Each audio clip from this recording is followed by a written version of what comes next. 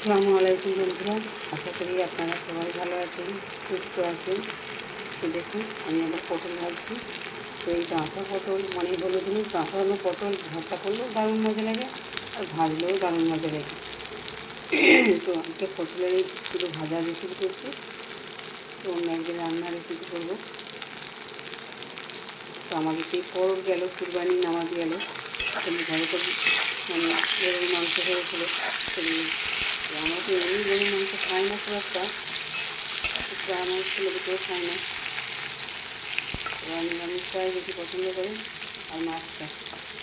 তো আজকে মাছও কিছু করিনি, গরমে তো প্রচণ্ড গরম, গরমে নিরামিষই ভালো। তাই যে প্রায় 12টা বাজতে যাচ্ছে, তাই খাবার টাইমে পটলগুলো গরম গরম ভেজে নিচ্ছি। গরম গরম পটল ভাজা দিয়ে ভাত দারুণ লাগে। আর যেহেতু পটলগুলো কচি নয়, কচি পটলের খুব একটা স্বাদ থাকে না, বাঁচানো পটলের স্বাদ থাকে, ভেতরে মিষ্টি মিষ্টি করা হয়ে যায়। ঠিক আছে, দেখুন আমার পটলগুলো সব হলুদ হলুদ হয়ে গেছে।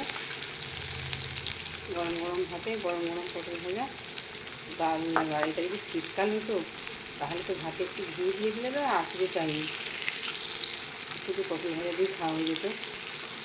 যেহেতু এটা গ্রীষ্মকাল, দুটো খাওয়া যাবে না। আপনারা এইভাবে পটল ভাজা করবেন। আমি একটু লঙ্কা গুঁড়ো দিয়েছি, একটু ঝাল ঝাল নুন নুন করা ভালো লাগবে খেতে।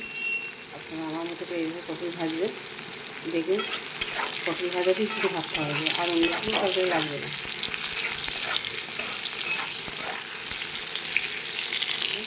আমি বেশি পটল নিই, তো 3 জন খাবো, দুটো বাচ্চা আর আমি, বেশি নিই তো গোটা পটল নিয়েছি। আপনারা এইভাবে বাড়িতে পটল ভাজবেন। তো খাবার সময় ভাজলে ঠিক খেতে যাওয়ার 10 মিনিট আগে ভেজে ফেললে ভাত বার করতে করতে পটল ভাজাও হয়ে যাবে আর গরম গরম ভালো লাগে। ভেজে রেখে দিলে জল সরে যায়, আর খেতে ভালো লাগে না।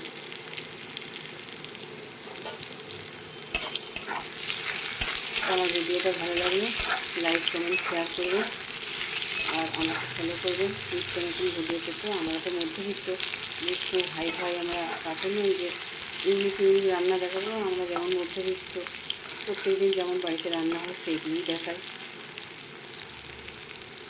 তো আমার পাশে থাকবেন, আমাকে সাপোর্ট করবেন।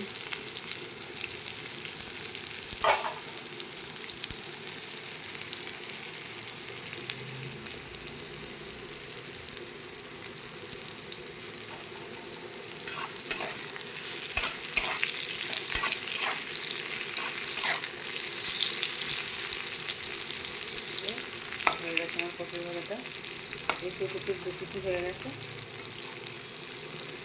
যেগুলো বেশি দানা ছিল সেগুলো একটু দানাগুলো ছেড়ে গেছে।